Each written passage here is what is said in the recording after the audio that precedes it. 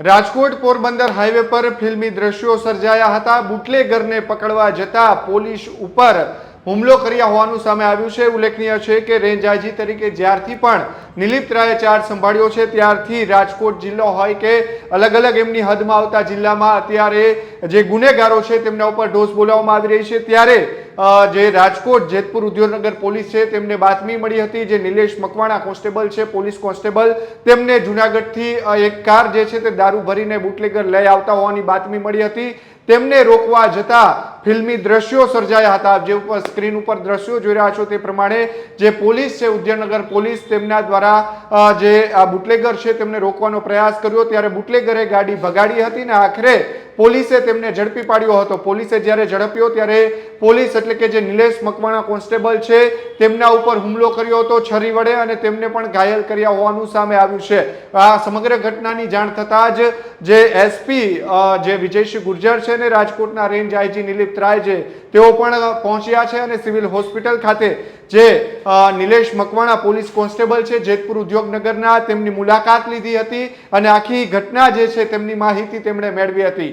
જે દ્રશ્યો અંદર જોવાઈ રહ્યું છે તે પ્રમાણે આ નવાગઢ જેતપુર એટલે કે રાજકોટ પોરબંદરના હાઈવેના દ્રશ્યો છે કે જ્યાં બુટલેગરને રોકવા જતા બુટલેગરે કાર ભગાડી હતી અને ફિલ્મી ડબ્બે પોલીસ જે છે તેમના દ્વારા બુટલેગરને ઝડપી પાડવામાં આવ્યો હતો અને કારની અંદરથી 2 થી 3 દેશી દારૂના બાચકા જે છે તે ઝડપી પાડવામાં આવ્યા હતા। હાલ બુટલેગર જે છે તે પકડાઈ ગયા પછી પણ પોલીસના ગિરફ્તમાંથી ભાગ્યો હતો અને તેમના જ કારણે તે પણ ઈજાગ્રસ્ત થયો છે। તેમને હોસ્પિટલમાં ખસેડવામાં આવ્યો છે। હાલ સમગ્ર મામલે નિલિપ્ત રાય છે, એસપી વિજયસિંહ ગુર્જર છે તે પણ જેતપુર ખાતે પહોંચ્યા છે અને સમગ્ર ઘટના છે તેમના વિશે માહિતી મેળવી રહ્યા છે। ત્યારે હાલ જે એસપી વિજયસિંહ ગુર્જર પોલીસ જે જેતપુર ઉદ્યોગનગર ખાતે પહોંચી ત્યારબાદ civil hospital Nilesh Makwana police કોન્સ્ટેબલને પણ મળ્યા છે ત્યારે શું કહ્યું આવો સાંભળીએ।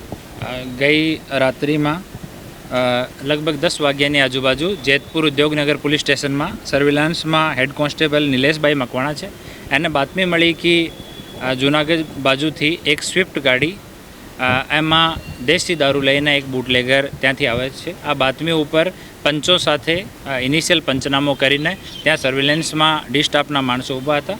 થોડી વાર પછી 11:30ની આજુબાજુ આ ગાડી જૂનાગઢ બાજુથી આવી અને રોડ ઉપર બંને સાઈડમાં પોલીસ દ્વારા બ્લોક કરવામાં આવ્યો। આ બ્લોકથી છટકારો કરવાનો આ પ્રયાસ કર્યો। હાઈવે ઉપર રોંગ સાઈડ પણ આ બુટલેગરે ગાડી ચલાવી, પછી એક જગ્યાએ ગાડી ઊભી કરીને ત્યાંથી ભાગવાનો પ્રયાસ કર્યો। આમાં નિલેશ મકવાણા અને બીજા જો સાથમાં પોલીસના માણસો હતા એ એની પાછળ દોડ્યા। ત્યારે એને પકડ્યો તો આ જો આરોપી છે આ છરીથી આ નિલેશ મકવાણા ઉપર હુમલો કર્યો, જેમાં આના હાથ ઉપર ઈજા આવી છે। પછી આને કાબૂમાં કરવામાં આવ્યો, છુટકારીને પછી ભાગ્યો તો બેરીગેટ અને ડિવાઈડરથી અથડી ગયો। એના પગમાં 3 જગ્યા ફ્રેક્ચર થયો છે। એની સારવાર અહીંયા પહેલાં સિવિલ હોસ્પિટલમાં પછી એક પ્રાઇવેટ હોસ્પિટલમાં આરોપીની કરાવવામાં આવી છે।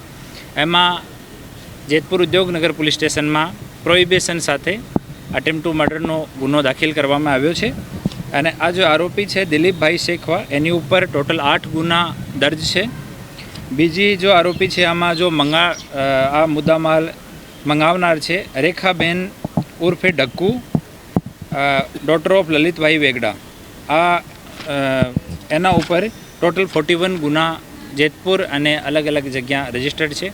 હાલ બંને આરોપીઓ ને ડિટેન કરવામાં આવ્યા છે, પૂછપરછ ચાલુ છે। પછી આગળની પંચનામાની અને બીજી પૂછપરછ કરીને ઇન્વેસ્ટિગેશનની કામગીરી કરવામાં આવશે।